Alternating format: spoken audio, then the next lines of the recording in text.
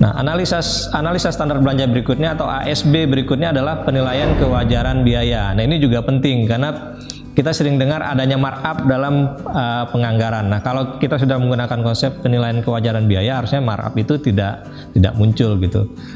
Nah, bagaimana cara melihatnya? Ya, pertama kaitan antara biaya yang dianggarkan dengan target pencapaian kinerja atau standar biaya.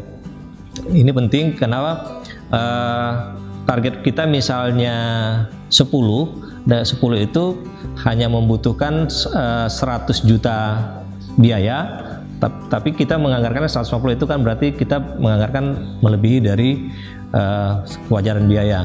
Kemudian kaitan antara standar biaya dengan harga yang berlaku. Nah, ini juga penting, terkadang antara standar biaya dengan harga pasar yang berlaku itu tidak sesuai gitu. Nah, ini harus disesuaikan kembali.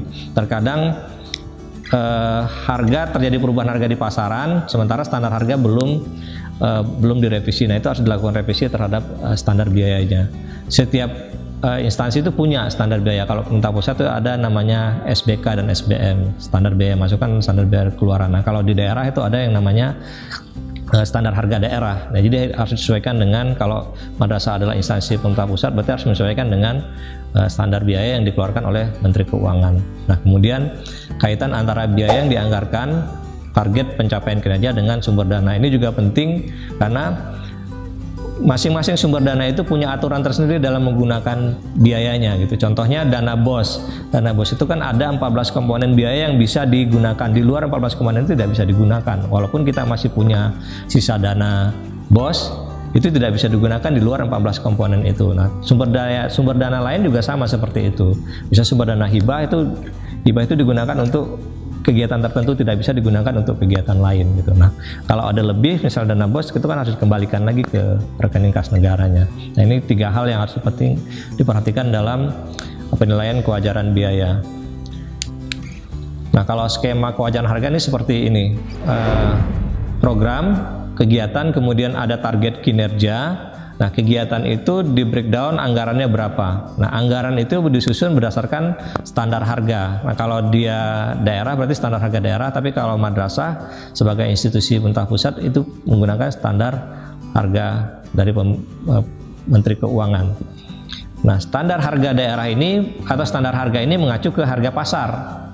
Dalam penyusunan standar harga itu mengacu ke kondisi ekonomi makro untuk tahun yang akan digunakan, kemudian pertumbuhan ekonomi dan tingkat inflasi. Nah, kalau dia pembelian langsung, biasanya standar harga itu sama dengan harga pasar. Nah, kecuali kalau kita menggunakan pihak ketiga, itu ada item lain yang harus diperhitungkan atau mungkin bisa disebut sebagai markup yang dibolehkan dalam penyusunan anggaran, yaitu PPN atau pajak pertambahan nilai, kemudian keuntungan yang wajar bagi rekanan. Nah, ini juga harus hati-hati.